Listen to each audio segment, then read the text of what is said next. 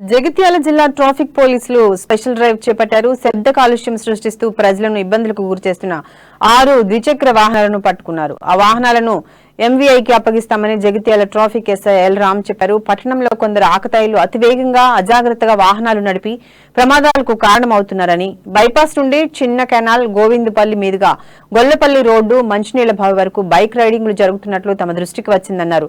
మఫ్టీ పోలీసులను ఏర్పాటు చేసి ఇలాంటి పనులు చేసేవారు ఎంతటి వారైనా ఉపేక్షించకుండా చట్టపరమైన చర్యలు తీసుకుంటామని ట్రాఫిక్ ఎస్ఐ రామ్ హెచ్చరించారు.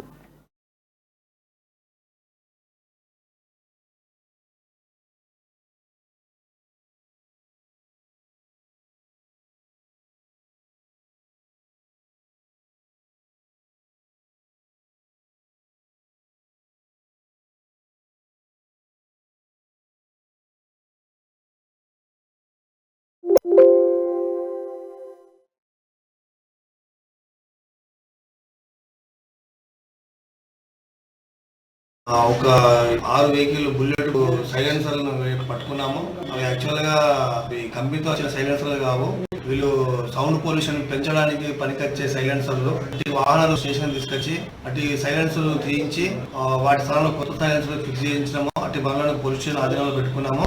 తప్పకుండా వాటిని మేము కోర్టుకు సబ్మిట్ చేస్తాం. అటు బండ్లను అట్లనే చాలా చోట్ల కొన్ని బండ్లు సైలెన్సర్లు సౌండ్ పొల్యూషన్ పెంచే సైలెన్సర్లు చేయించిన నోటీస్కి వచ్చింది.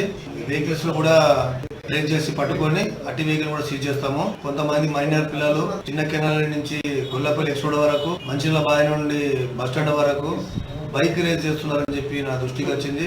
ఒక 6 వెహికల్ బుల్లెట్ సైలెన్సర్లను పట్టుకున్నాము. అవి యాక్చువల్ గా కంపెనీతో వచ్చిన సైలెన్సర్లు కావు.